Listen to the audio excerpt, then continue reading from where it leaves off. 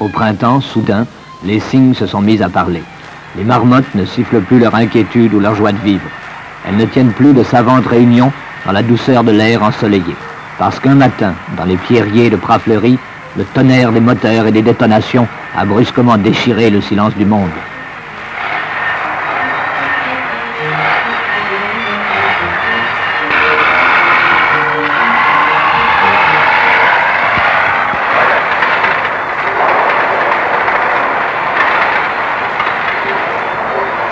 Dans ce lieu qui nous y inclinait, il n'y a plus de place pour la rêverie. L'éclatement de la pierre sous l'explosif et le vacarme des pelles mécaniques préludent à la grande aventure. L'opération béton est déclenchée. Impitoyablement, les plus puissantes machines labourent sans trêve les flancs du glacier. Car pour tenir le rythme de la campagne, il faut extraire chaque jour de la moraine au moins 15 000 tonnes de matériel brut.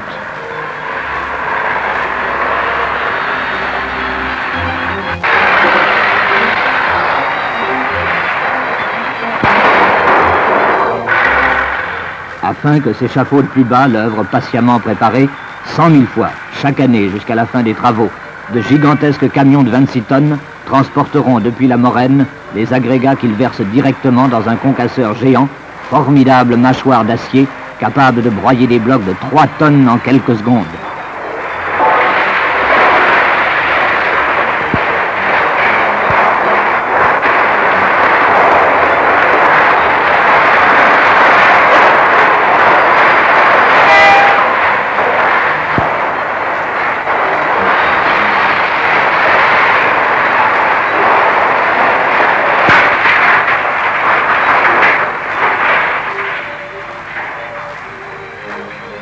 Et le jour, comme la nuit, la course hallucinante de ces millions et millions de molécules arrachées à la montagne se poursuit.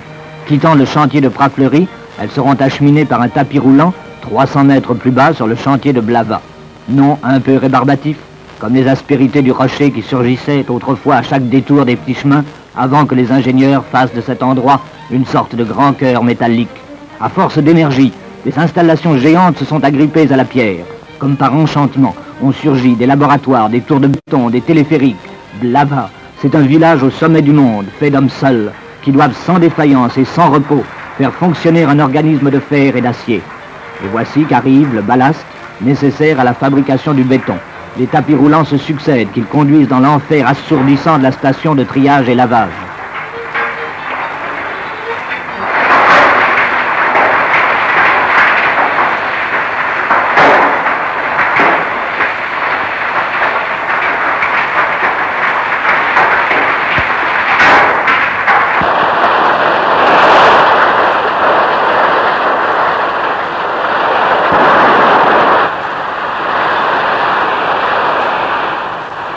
L'installation de triage, lavage et concassage secondaire du chantier de Blava permet de fabriquer, en partant du matériel tout venant de 120 mm à portée de Prafleury, le sable et le gravillon nécessaires à la composition du béton. Incroyable et merveilleuse machinerie. Des trieurs laveurs, des concasseurs giratoires, des moulins à marteau et à cylindres, des élévateurs, séparent et divisent tour à tour le ballast en 4 catégories de gravier, échelonnées dans des dimensions de 1 à 120 mm. Ces différentes catégories, parfaitement propres, sont alors transportées séparément par tapis roulant et stockées dans d'immenses silos de réserve où sagement elles attendront le rendez-vous de la bétonnière. Il ne manque plus que le ciment. Le voici qui se promène pendant 2 heures tout au long de la vallée des Rémences avant de parvenir à la station d'arrivée du téléphérage. Alors, chaque 30 secondes, en même temps que 400 kilos de ciment, c'est un peu d'air de la vallée du Rhône qui pénètre sur le chantier.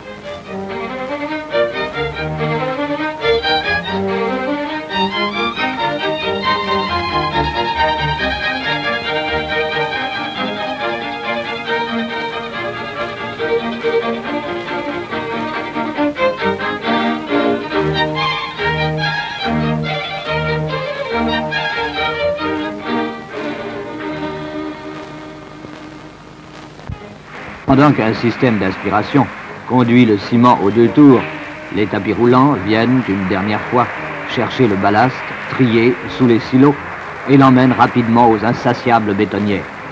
Les 6 bétonnières de la Grande Dixence avalent chaque jour 800 tonnes de ciment. Elles n'ont d'autre souci que de malaxer inlassablement cette pâte dure qui fera naître l'œuvre de foi et de courage pour laquelle 1 millier d'hommes luttent en se donnant la main.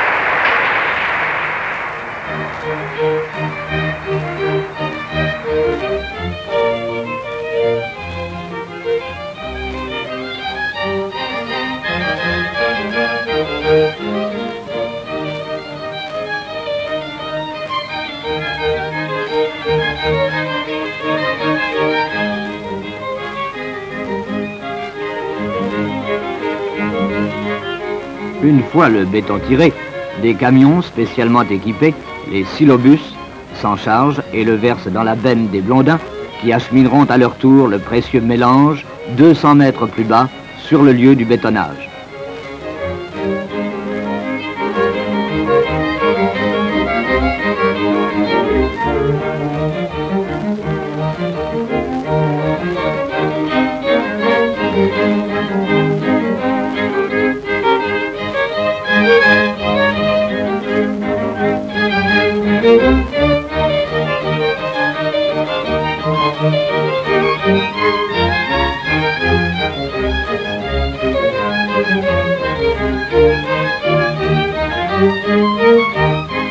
Et c'est de cette manière que 700 fois par jour, 16 000 kilos de béton s'envolent entre les 2 pans de la vallée, accrochés à un bizarre petit chariot de fer, glissant lui-même le long d'un câble à la vitesse de 5 mètres seconde et qu'en mémoire du funambule français, on appelle un blondin.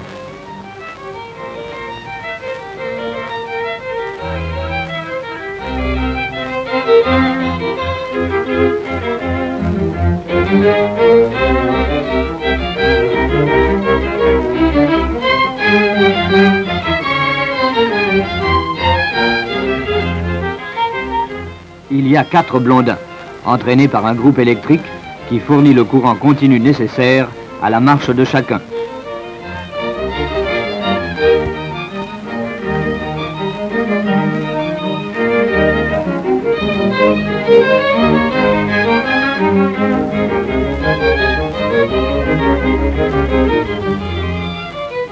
Les câbles porteurs des blondins sont ancrés en un point fixe commun sur la rive gauche de la vallée et en un point mobile sur la rive droite, fait d'une maisonnette de 120 tonnes, pouvant coulisser le long d'une rampe commune aux 4 blondins, ce qui leur permet de se déplacer dans tous les sens.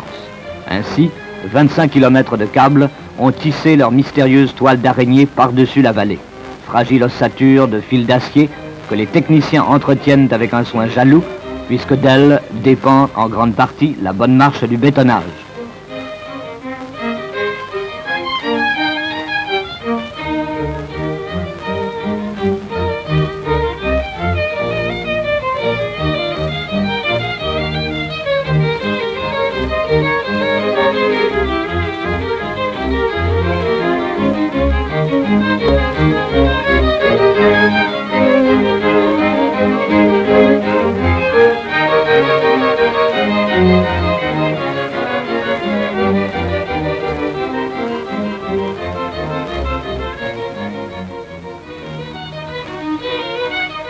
Avant de descendre sur l'emplacement du futur barrage, jetons un coup d'œil au laboratoire d'essai qui surveille la fabrication du béton. Chaque benne, emportée par les Blondins, a été contrôlée avant qu'elle ne quitte la tour à béton. Quelques kilos en sont alors prélevés, qui subissent au laboratoire un traitement miniature analogue à celui du bétonnage. On reconstitue ainsi, artificiellement, une infime partie du barrage afin d'en éprouver la résistance. Le bloc que nous voyons ici sous presse, bétonné il y a 28 jours, sera capable de résister à une charge de 200 tonnes, soit environ une pression de 280 kg par centimètre carré. 2 mois plus tard, ce même bloc verrait sa résistance augmenter de 25%.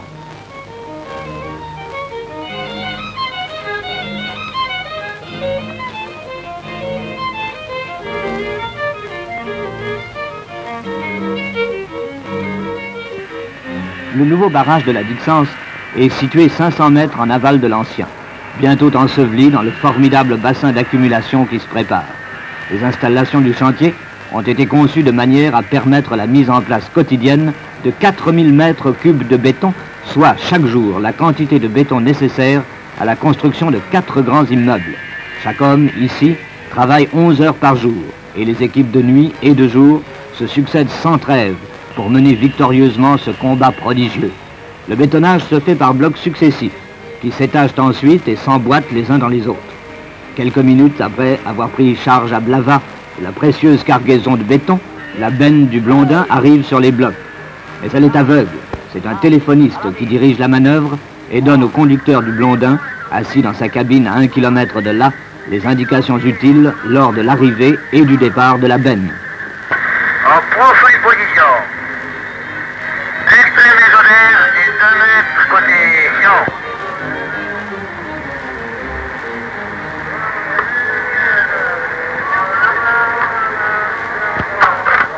Très bien. Pour la gaine, à Roubine, bloc à ouvrir.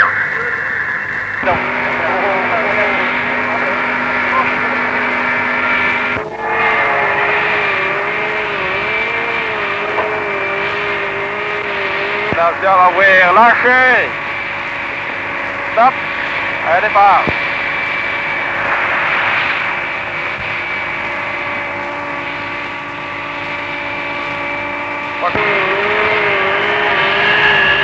Quelle position? Il faut encore déplacer la tour, 1 mètre côté Sion. 1 mètre les Odets.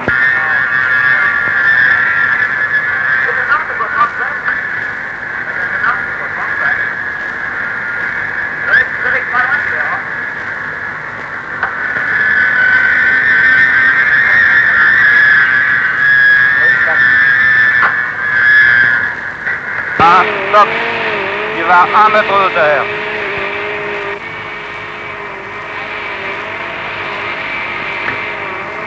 Reste un mètre. Doucement. Ah. Stop. 100 mètres à Blavat rapidement, vas-y.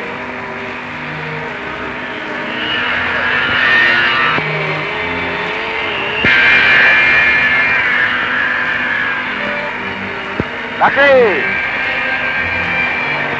Stop, départ. Air pour la caisse.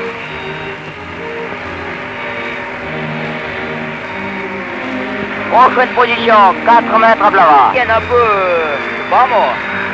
J'ai vraiment peur de venir près du bord. Ben. Hein? Si.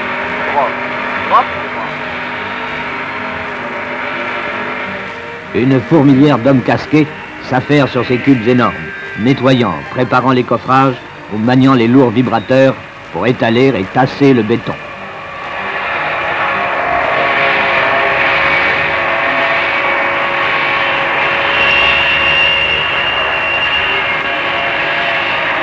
Pas de temps perdu. On monte avec fièvre les tuyaux de la future prise d'eau, où dans 3 ans déjà s'engouffreront chaque seconde les 55 mètres cubes d'eau qui doteront la Suisse chaque année de 1700 millions de kilowattheures.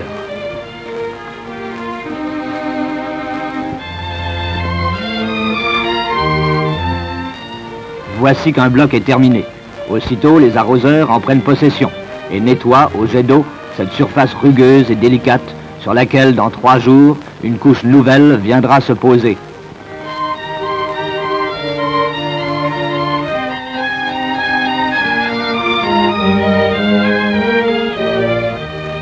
Ainsi passe la belle saison à la Grande Dixence. Et ainsi de suite, jour et nuit, pendant 15 ans, sur toute la longueur et la largeur du barrage, jusqu'en son couronnement, où l'on sera sur le plus haut barrage du monde.